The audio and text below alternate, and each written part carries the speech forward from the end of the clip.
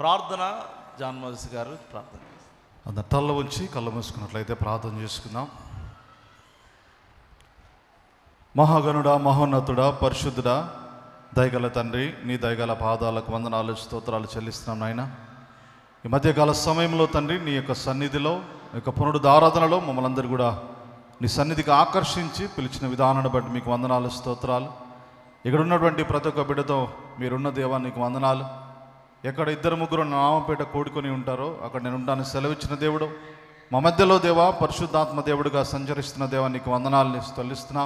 ఇప్పటి వరకు పాటల ద్వారా, ప్రార్థన మరియు ఆరాధన ద్వారా నేను స్తుతించి కనపరిచింటున్నంతో నీకు వందనాలు. వాక్యము ద్వారా మీరు మాతో మాట్లాడమని నీ పరలోక స్వరమును మాకు వినిపించి దేవా, జాగ్రత్తగా మేము వాక్యం విని మా యొక్క హృదయమును దేవా వాక్యము ద్వారా దేవా మేము సరిచేసుకొని మా యొక్క జీవితంలో అవలంబించుకొని నడుచుకునే భాగ్యం మాకు దయచేయమని, నిలబడుతున్న దాసుని ఎత్తి పట్టుకొని నీ బోరగా శబ్దంగా వాడుకొని నీ పరలోక స్వరమును దేవా నీ పరిశుద్ధాత్మ ద్వారా మాకు వినిపించమని సహాయం చేయమని యేసు నామములో అడుగుచున్నాము తండ్రి, ఆమేన్.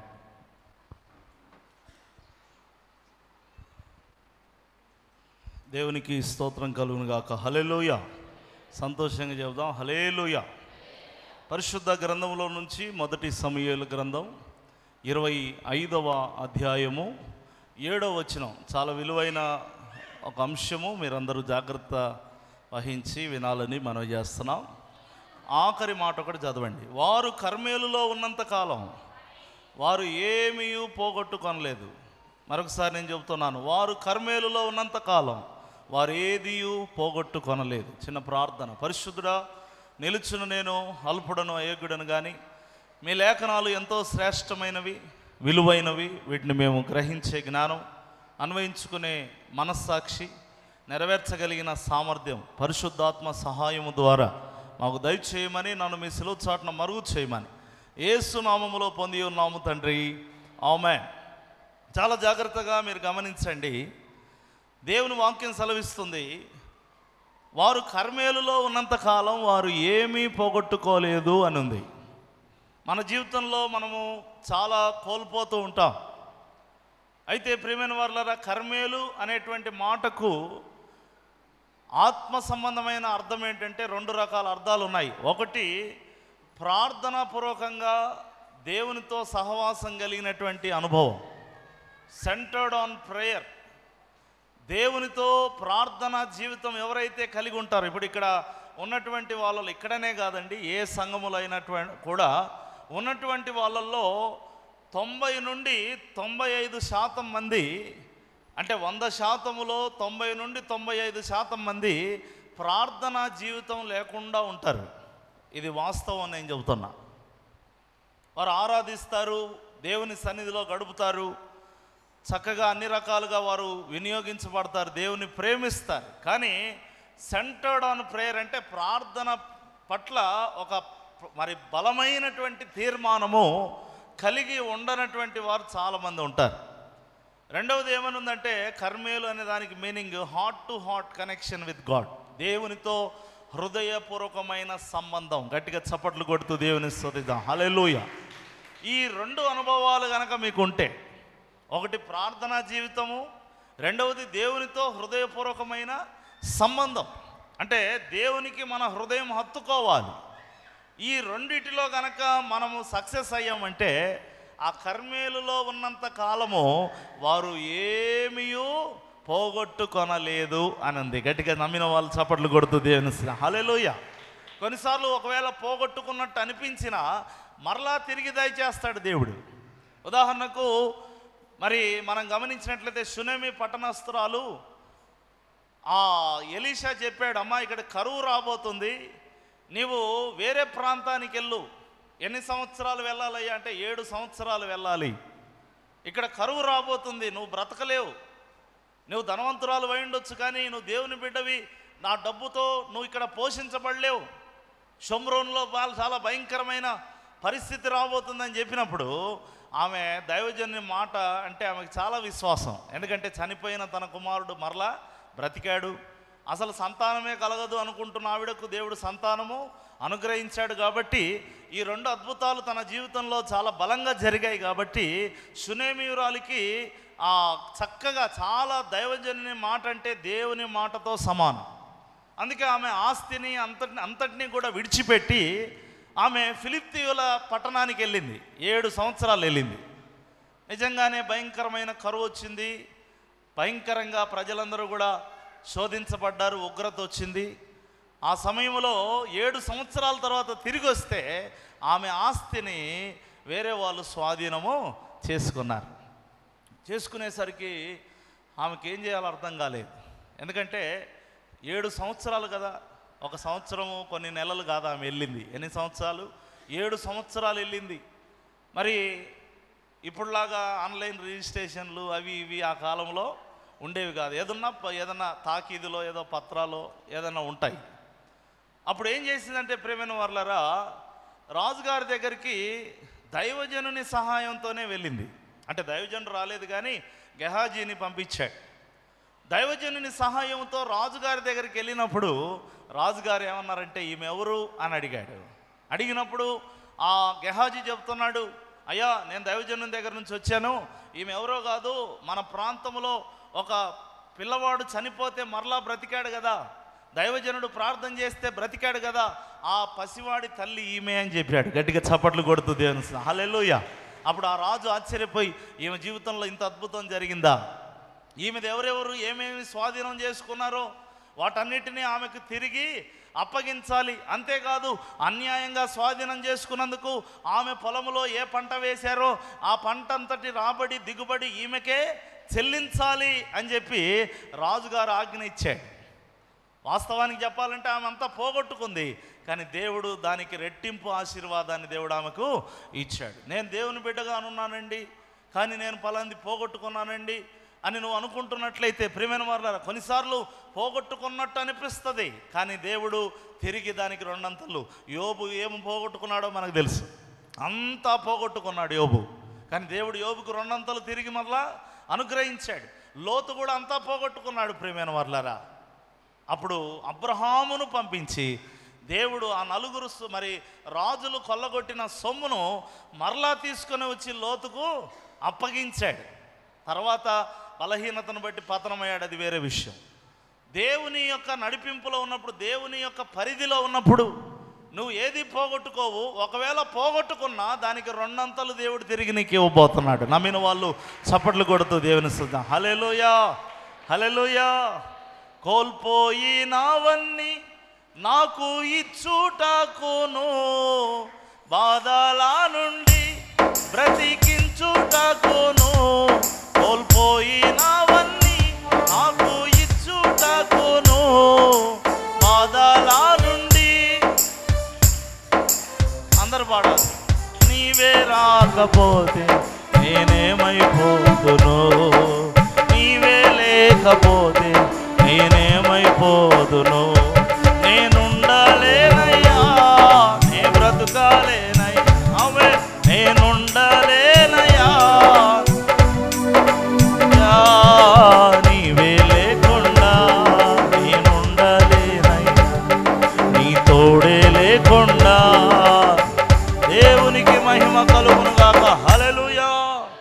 దేవుడు ఖచ్చితంగా, మీరు చదవండి రాజుల గ్రంథము 2వ గ్రంథం 8వ అధ్యాయము.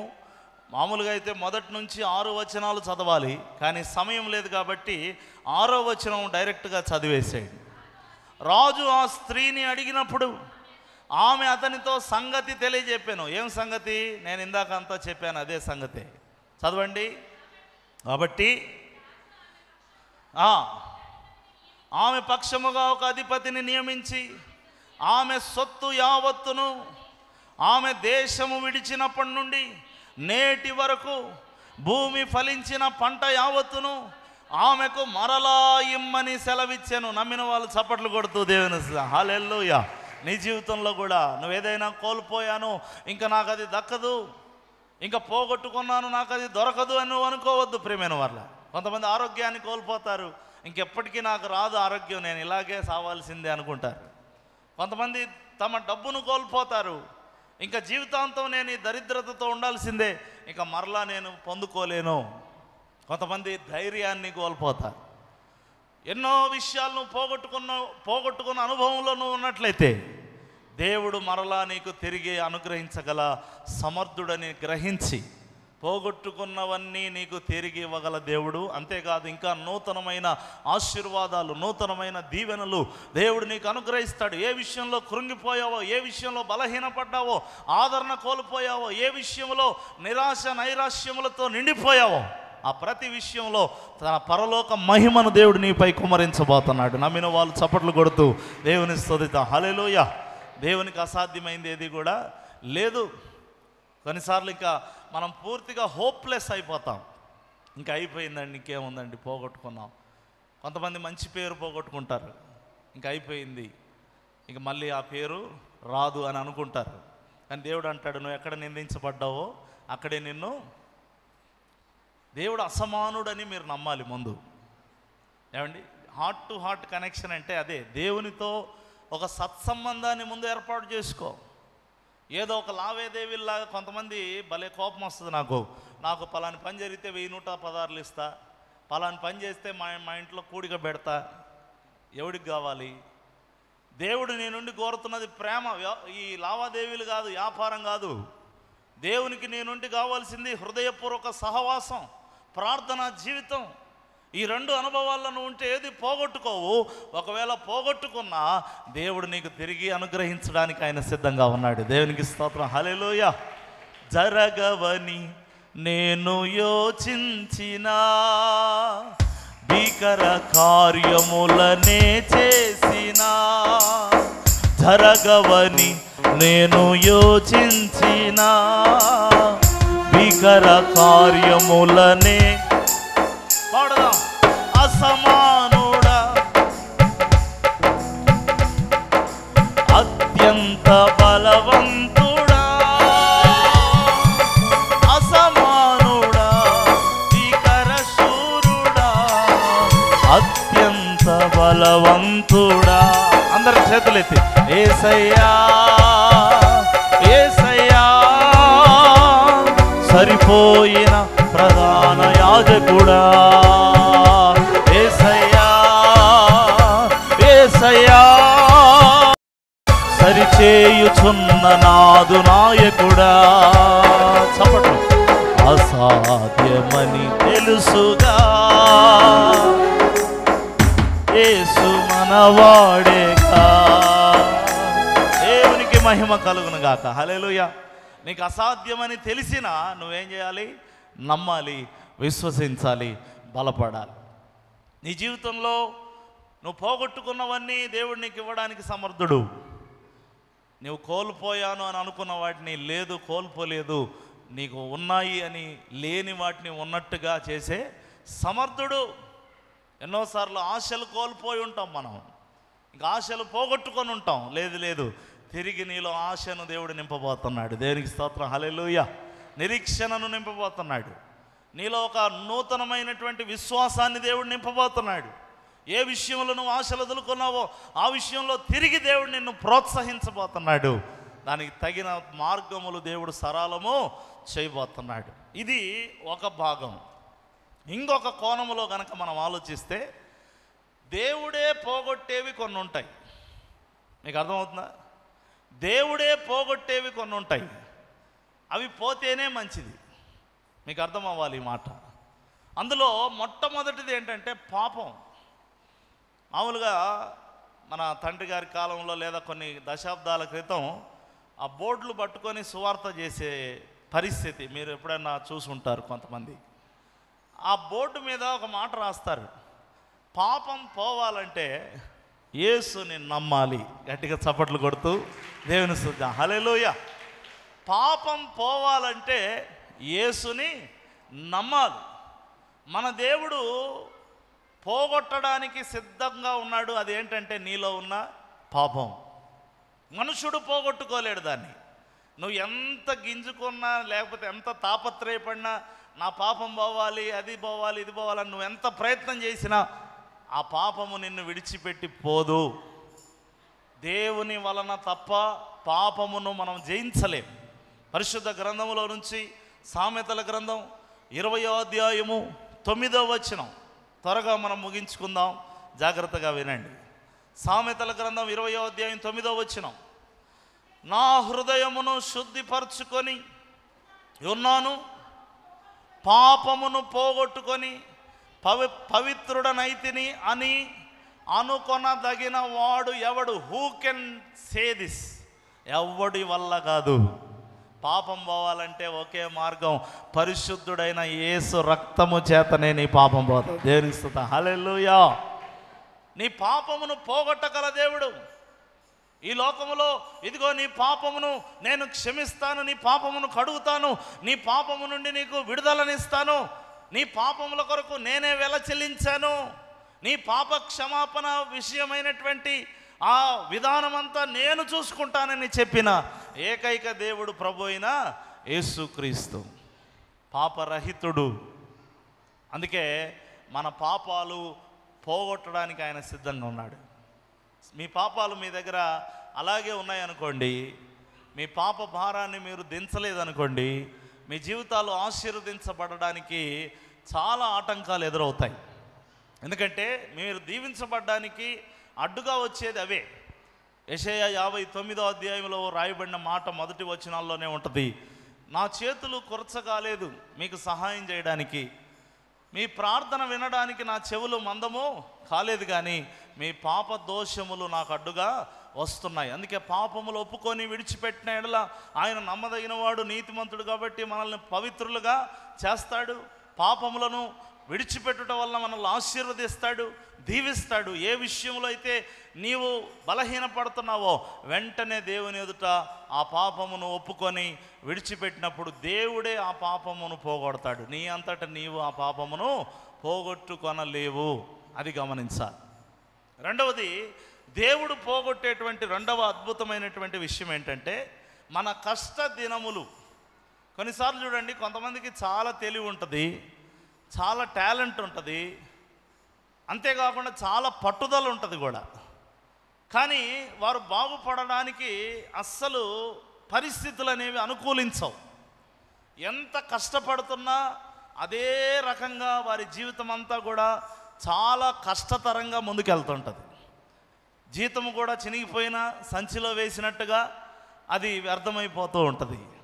నేను ఇంత కష్టపడుతున్నానే, నా జీవితంలో ఏ మార్పు లేదు, నేను ఇంత కష్టపడుతున్నానే, నా కుటుంబంలో ఏ ఆశీర్వాదము లేదు, ఇంక ఇలా బ్రతకాల్సిందేనా అని అనుకుంటున్న వారికి ఒక శుభవార్త. నీ కష్ట దినములు పోగొట్టగలిగిన వాడు ప్రభు అయిన యేసుక్రీస్తు. నమ్మిన వాళ్ళు చప్పట్లు కొడుతూ దేవుని స్తుతిద్దాం, హల్లెలూయా. నీ కష్ట దినములు పోగొట్టగలిగింది ఆయనే. నేను ఆగస్టు 1న ఇక్కడ శుభ ప్రారంభ సదస్సులో నేను ఒక వాగ్దానం మీకు జ్ఞాపకం చేశాను. వారు ఆయన దోణి ఎక్కుటకు ఇష్టపడిరి. ఏమంట? ఆయన దోణి ఎక్కడానికి వారు ఇష్టపడిరి. ఆ వెంటనే దోణి ఒడ్డునకు చేరెను. ఎప్పుడు? ఎంతసేపటికి చేరింది? వెంటనే.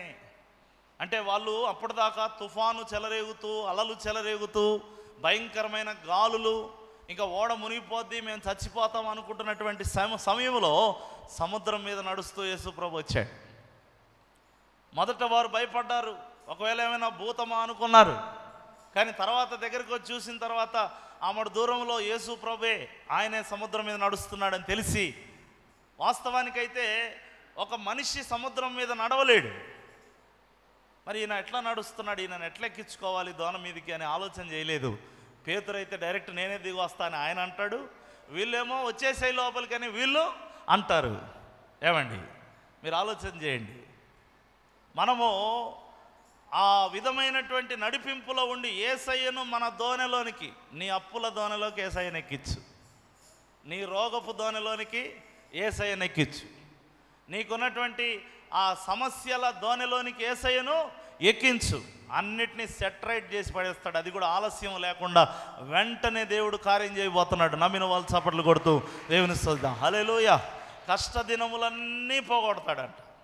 వాక్యంలో మీరు చూస్తే కీర్తనల గ్రంథం 94వ కీర్తన 13వ వచనం చదవండి. కీర్తనలు 94వ కీర్తన 13వ వచనం.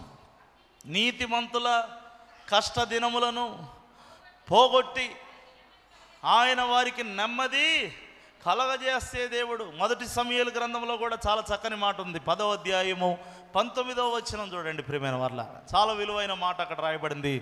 మీ దుర్దశలన్నిటినీ ఉపద్రవములన్నిటినీ పోగొట్టి మిమ్మును రక్షించిన దేవుడు. మీకు దుర్దశలున్నాయా? కష్టాలున్నాయా? మిమ్మల్ని వీడని శ్రమలున్నాయా? వీడని వ్యధలున్నాయా? శాపములున్నాయా? ఏ విధమైన శక్తులైనా, చేతబడి శక్తులైనా, చీకటి శక్తులైనా, రోగపు శక్తులైనా, నీవు దీవించబడకుండా అడ్డుకుంటున్నటువంటి ఏ విధమైన శక్తులైనా సరే దుర్దశలన్నిటినీ పోగొట్టి మహర్దశను తీసుకొని వస్తాడు ఆ గొప్ప దేవుడు. దేవునికి స్తోత్రం. హల్లెలూయా. మనం విశ్వాసంతో ఎదురు చూడాలి, నమ్మాలి. నా పరిస్థితి ఎలాగుంది అని ఎప్పుడు సనకూడదు. మెయిన్ అది గుర్తుపెట్టుకోండి. సమస్యల్లో ఉన్నప్పుడు సనిగేటోడిని దేవుడు ఎన్నడూ ఆశీర్వదించాడు. ఎందుకంటే సమస్య తెచ్చింది దేవుడు కాదు, అది నీకు తెలియాలా. నీకు రోగం వచ్చిందని డాక్టర్ దగ్గర పోయి డాక్టర్ని తిడతావా? ఏమండి, రోగం తెచ్చుకుంది ఎవరు? ఎట్టో వచ్చింది అది. ఇప్పుడు డాక్టర్ దగ్గర కూర్చొని ఏమండి ఇంతమంది డాక్టర్లు ఉన్నారు, కర్నూలు అంటేనే డాక్టర్లు, చుట్టుపక్కల ఊర్లలో నుంచి కూడా ఎక్కడెక్కడ పేషెంట్లు అందరూ ఎక్కడికి వస్తున్నారు? మన ఇండియాలోనో ఏషియాలోనో నంబర్ 2 అనుకుంటా కర్నూలు మెడికల్ కాలేజ్. అరే ఇంతమంది, ఇంత పెద్ద మెడికల్ కాలేజ్ పెట్టుకొని, ఇంతమంది డాక్టర్లు పెట్టుకొని ఏంటండి కర్నూలులో రోగాలు అంటారా మీరు? రోగాలు రావడానికి డాక్టర్లకు ఏమైనా సంబంధం ఉందా? దేనికి సంబంధం ఉంది డాక్టర్లకి? రోగాలు పోగొట్టడానికి సంబంధం. నువ్వు కష్టాలు తెచ్చుకొని, నువ్వు లేనిపోని తంటాలు తెచ్చుకొని దేవుని మీద సనుగుతావేంటి? ఏమైనా తెలివి ఉన్నోడు చేసే పనేనా అది? మీరు చెప్పండి. సమస్యలు తెచ్చుకున్నది నీవు, పాపమును బట్టి శోధించబడుతున్నది నీవు, అపవాది చేత పీడించబడుతున్నది నీవు. ఆ దుర్దశలో నుంచి నిన్ను బయటికి తెచ్చేవాని మీద నువ్వు సనిగితే నువ్వు ఎప్పుడు బయటకు వస్తావు? ఇంకా నీకున్న శాపములో నుండి నీకు బయటికి తెచ్చేవాని మీద సనిగితే నువ్వు ఇంకెప్పుడు బయటకు వస్తావు? ఒక క్లారిటీలోకి రండి, తెలుసుకోండి. నన్ను బయటికి తెచ్చేవాడి మీద కాదు నేను సనగాల్సింది, నన్ను శోధించిన అపవాది మీద నేను ఖచ్చితంగా తిరుగుబాటు చేసి దేవుని వైపు నేను మళ్ళాలి అని మీరు తీర్మానం చేసుకుందరుగాక. హల్లెలూయా. దుర్దశలు పోగొట్టే దేవుడు అండి మన దేవుడు, నమ్మదగిన దేవుడు. నీ కష్టదినములన్నిటినీ కూడా ఆయన పోగొట్టగల సమర్థుడు. ఆయన వైపు తిరగండి. దేవా నువ్వు రాయ్యా, నా ఇంట్లోనికి రా ప్రభా, నా దేహంలోకి రా ప్రభా, నా ఆర్థిక స్థితిలోనికి రా ప్రభా, నాకు ఫలాని అనారోగ్య సమస్య నాలోనికి రా ప్రభా. గమనించండి, దేవుడు తప్పకుండా నీ కష్టదినములన్నిటినీ కూడా ఆయన పోగొట్టడానికి మరి సమర్థుడైనటువంటి దేవుడు. నీ కన్నీరంతా కూడా తుడిచేస్తాడు, నీ కష్టాలన్నీ కూడా ఆయన తొలగించేస్తాడు. ఆయనందు విశ్వాసం ఉంచి మనందరము కూడా బలపడుదుముగాక. ఇంకొకటి ఆయన పోగొట్టేటువంటిది ప్రియమైన వారలారా, వ్యాధి. చాలాసార్లు వ్యాధుల ద్వారా, ఇప్పుడు పెద్దలు అంటారు ఆరోగ్యమే మహాభాగ్యం అంటారు. మొన్న అంబానీ గారి కుమారుడిది పెళ్ళి అంటే మరి ఇంకా జరుగుతూనే ఉంది, అది ఎన్ని నెలలు జరుగుతుందో మనకు తెలియదులే, అది చాలా లాంగ్ ప్రాసెస్ అన్నట్టుంది. ఆ వివాహానికి కొన్ని వేల కోట్లు ఖర్చు పెడుతూ ఉన్నారు. కానీ వాస్తవం ఏంటో తెలుసా? ఆ కుమారుడు, అతని పేరు నాకు ఐడియా లేదు, కానీ చల్లగాలికి అతను కనుక ఉంటే చనిపోతాడు అని వైద్యులు చెప్పారు. ఎక్కడ చల్లగాలి ఉండకూడదు, ఎక్కడ కూడా చల్లదనం ఉందంటే చచ్చిపోతాడు, బ్రతకడు. ప్రియమైన వారలారా, అతనికి ఆరోగ్యం లేదు. అతను వేసుకున్న డ్రస్సుతోనే షరీర్నగర్లో ఉన్నటువంటి అందరికీ ఇల్లు కట్టించేసి అప్పులు తీర్చేయచ్చు. దేవుని స్తోత్రం. హల్లెలూయా. అంత కుబేర్లు, కానీ ఏం లేదు, ఆరోగ్యము లేదు. రక్తస్రావం గల స్త్రీ మనకు తెలుసు బైబిల్లో. She also very rich women, చాలా ధనవంతురాలు, కానీ ఆమెకేం లేదు, ఆరోగ్యం లేదు. వైద్యుల దగ్గరికి వెళ్తే స్వస్థతని ఇస్తారనుకుంది, కానీ తిప్పలు పెడుతున్నారంట. ఆమె ఏం చేస్తున్నారు? తిప్పలు పెడుతున్నారు. ఎందుకంటే మరి ఆమెకు స్వస్థత కలగడం లేదు. ఒక్క క్షణములో దేవుడు ఆ వ్యాధిని కడగా మార్చాడు. గట్టిగా చప్పట్లు కొడుతుంది. హల్లెలూయా, హల్లెలూయా. తేలిపోయింది వ్యాధి. ఒక్క దెబ్బకు దేవుడు స్వస్థత. వ్యాధిని పోగొట్టే దేవుడు ఎవరైనా ఉన్నారంటే ప్రభువైన యేసుక్రీస్తు. పరిశుద్ధ గ్రంథములో రాజుల 2వ గ్రంథం మొదటి అధ్యాయం 2వ వచనంలో మనం చూసినట్లయితే, ఎక్రోను దేవతకు బయలుజోబునొద్దకు పోయి ఈ వ్యాధి పోగొట్టుకొని నేను స్వస్థపడదునో లేదో అని విచారించుడని దూతలను పంపగా దేవుడు ప్రవక్తను పంపి గద్దించాడు. నేను కదరా వ్యాధి పోగొట్టేది, ఏ దేవతల దగ్గర పోతావు, తాయెత్తులు కట్టించుకుంటావు, సిగ్గులేదు, బుద్ధిలే అంటే మిమ్మల్ని కాదులే, అక్కడ ఉన్నటువంటి ఆ రాజును అంటున్నా నేను. మీకు ఏమైనా జ్ఞానం ఉందా? నేను కదా స్వస్థపరచు యెహోవాను నేనే, నువ్వు ఎందుకు అలా చేస్తున్నావని దేవుడు దైవజనుడి ద్వారా గద్దించి ఏమన్నాడు తెలుసా? నువ్వు నిశ్చయముగా మరణమవుదు అన్నాడు. మనకు ఆరోగ్యం ఇచ్చేది ఎవరండి? మీరందరూ చెప్పాలి, ఎవరు మనకు ఆరోగ్యం ఇచ్చేది? ప్రభు అయిన యేసుక్రీస్తు. మా దగ్గర చాలా డబ్బు ఉంది, మేము వైద్యం చేయించుకుంటామంటే వైద్యానికి కూడా లోబడని రోగాలు కొన్ని ఉంటాయి. గమనించండి ప్రియమైన వారులారా, ఆరోగ్య ప్రదాతయే సంపూర్ణ స్వస్థత అనుగ్రహించువాడే, ఆరోగ్య ప్రదాతయే సంపూర్ణ స్వస్థత అనుగ్రహించువాడే, శరీరారెవ్వరు నా ప్రియుడైన, శరీరారెవ్వరు నా ప్రియుడైన యేసయ్య. దేవునికి స్తోత్రం, హల్లెలూయా. ఒకప్పటి కాలంలో రోగాలంటే ఎక్కడో ఒక 100 మందిలో 10 మందికి ఉండేవి, అట్లా ఉండేది రోగాలంటే. కానీ ఇప్పుడు రోగాలంటే ఇప్పుడు ఇక్కడ ఉన్న వాళ్ళనే మీరు కనుక అడగండి, ఇప్పుడు అందరికీ ఏదో ఒకటి, నాకు ఆ నొప్పి ఉందండి, నాకు ఈ గ్యాస్ ఉందండి, నాకు అది ఉందండి, షుగర్ ఉందండి, నాకు అల్సర్ ఉందండి, నాకు థైరాయిడ్ ఉందండి. ఇప్పుడు 100లో 90 మందికి ఏముంటాయి? రోగాలు ఉంటాయి. మనకేం కావాలి ఇప్పుడు? ఈ అంత్య దినాల్లో స్వస్థత కావాలి. ఆనాడు యేసు ప్రభు సంచరిస్తూ ఉన్నప్పుడు ఒక గొప్ప మాట రాయబడింది. లూకా సువార్త 8వ అధ్యాయము 2వ వచనం చదువుకొని మనం ముగించేసుకుందాం, సమయం ముగించబడింది. లూకా సువార్త 8:2. యేసు ప్రభుతో ఎవరెవరు ఉన్నారు చూడండి. 12 మంది శిష్యులు, అపవిత్రాత్మలను వ్యాధులు పోగొట్టబడిన స్త్రీలు అంట. గట్టిగా చప్పట్లు కొడుతుంది దేవుని. హల్లెలూయా. యేసయ్యతో ఉన్నది ఎవరు? వ్యాధులు పోగొట్టబడినటువంటి వారు ఉన్నారు యేసయ్యతో. ఆనాడు పేతురు అత్త కూడా వ్యాధితో ఉంది, కానీ యేసు ప్రభు ఎంట్రన్స్ ఇచ్చాడు, జ్వరము ఎగ్జిట్ అయిపోయింది. దేవునికి స్తోత్రం, హల్లెలూయా. మామూలు జ్వరం కాదు అది, ఆమె మంచాన పడేసింది. ఆ జ్వరం ఆమెని మంచాన పడింది.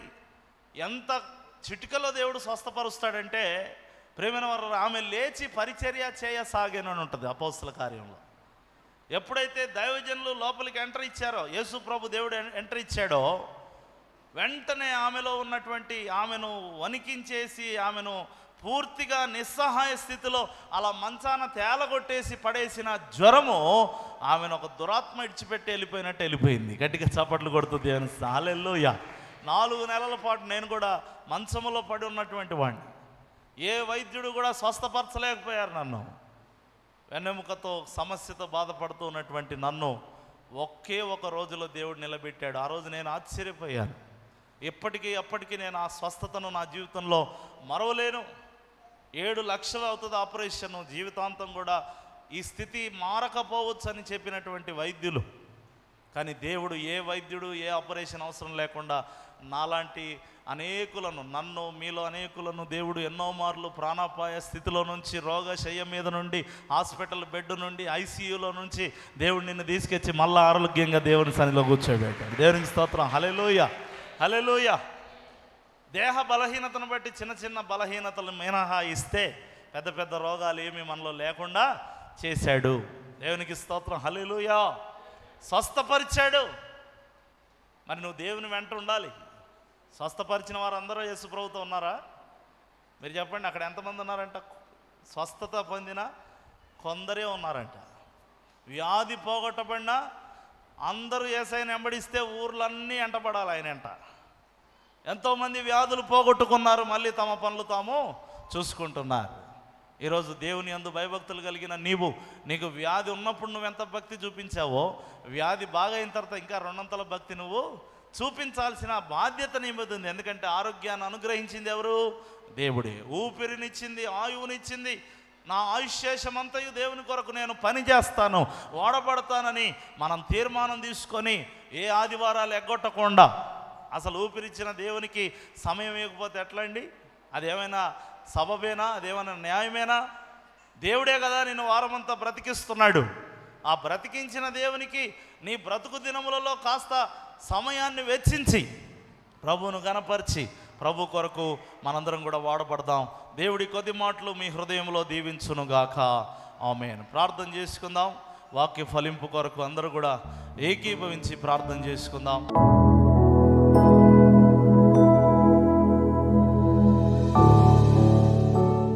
దేవుని సముఖంలో మనకు చక్కని అవకాశం దేవుడు మనకి ఇచ్చాడు.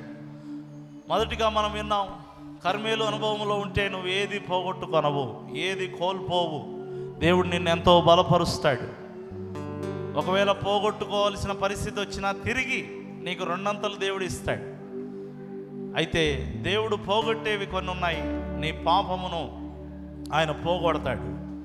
నీ కష్ట దినములను దేవుడు తప్పకుండా పోగొట్టి నీకు మంచి దినములను, మంచి సమయములను దేవుడు నీకు ప్రాప్తింపజేస్తాడు. నీ వ్యాధిని పోగొడతాడు.